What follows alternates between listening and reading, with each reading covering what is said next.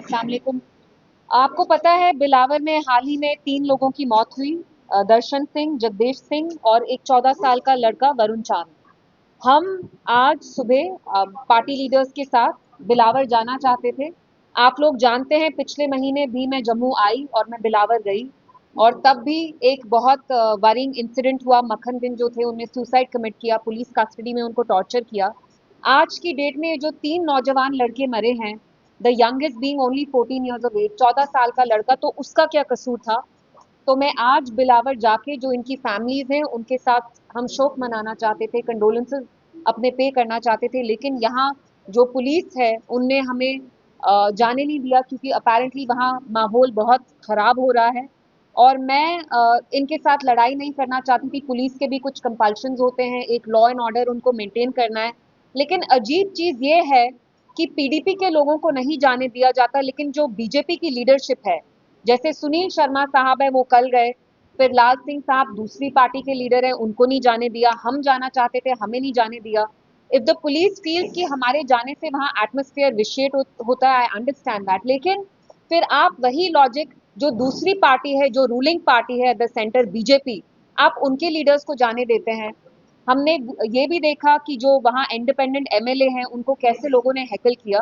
लेकिन ठीक है, मैं नहीं गई, but what is worrying is कि कठुआ जैसी बॉर्डर डिस्ट्रिक्ट में हालात कितने खराब हो रहे हैं। 2019 से पहले कठुआ, राजौरी, पुंछ जैसी डिस्ट्रिक्ट्स में कभी भी टेररिज्म नहीं होता था, आतंकवाद नहीं होता था। आज आप देखिए, हमारे 5 जवान हाल ही में अक्टूबर के महीने शहीद हुए। उसके बाद वहां फिर से सिविलियन किलिंग्स हुई। पिछले साल वहां काउ विजिलेंट्स ने 5 नौजवान लड़कों को पकड़ के, जो मुसलमान थे, उनका कत्ल किया। फिर हमें पता है मक्खन बिन जो थे बिलावर के, जहां मैं खुद गई, उनकी फैमिली से मैं मिली, उनको पुलिस कस्टडी में कैसे टॉर्चर किया गया। तो यहाँ पे जो पूरा एटमोस्फेयर बन रहा है, इट्स वेरी वरिंग, क्योंकि हम जानते हैं Kathua is a border state और अब यहाँ जैसे लग रहा है थोड़ा कम्युनल टेंशन भी हो रहा है। तो उसके बारे में मैं आके यहाँ से बात करना चाहती थी और मेरी डीजीपी साहब, एलजी साहब से यही अपील होगी कि जब भी ऐसा कोई वाकया होता है तो आप क्या करते हैं, कुछ एक कम्युनिटी के लोगों को आप टारगेट करना स्टार्ट करते हैं। मैं मेंशन नहीं करूंगी, स्पेसिफाई नहीं करूंगी, आप लोग समझ रहे हैं मैं किसके बारे में बात कर रही हूँ। जब से इन 3 लोगों की हत्या हुई उसके बाद कठुआ डिस्ट्रिक्ट में यंग यंग लड़कों को उठाया जा रहा है, जेल में डाला जा रहा है, अंडर पीएसए, अंडर यूएपीए। तो आई वांट टू नो कि ये जो यहाँ लॉ एंड ऑर्डर कठुआ में, बिलावर में खराब हो रहा है, ये आखिर किसकी जिम्मेवारी है, किसकी रिस्पॉन्सिबिलिटी है? यहाँ हमारे हिंदू भाई का खून बहे या हमारे मुसलमानों भाई का खून बहे, हमारा ही खून है। ऐसा नहीं है कि आज हिंदू का बहा तो हम ये अवॉइड करेंगे, हम ओवरलुक करेंगे, बिल्कुल नहीं।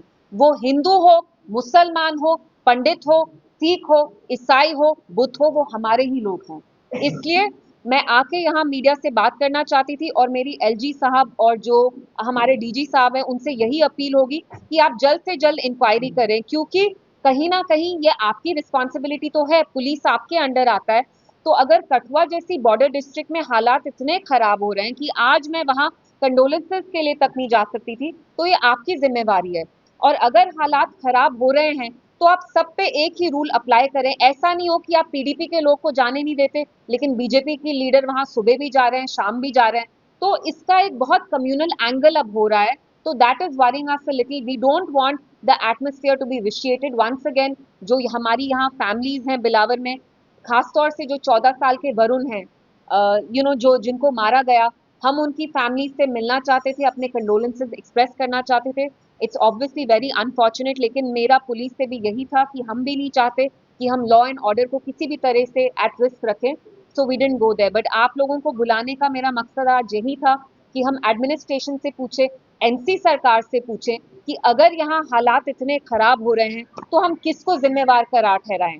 आप कहते हैं लॉ एंड ऑर्डर आपके अंडर नहीं है, तो यहाँ आपस में सब फुटबॉल खेल रहे हैं लेकिन ग्राउंड पे जो हमारे ऑर्डिनरी लोग हैं वो पिस रहे हैं, उनकी मौत हो रही है दिन दहाड़े। वो हमारे शहीद जवान हो, हमारे मुसलमान भाई हो, हिंदू भाई बहन हो, जिनका भी खून बह रहा है वो हमारे ही लोग हैं।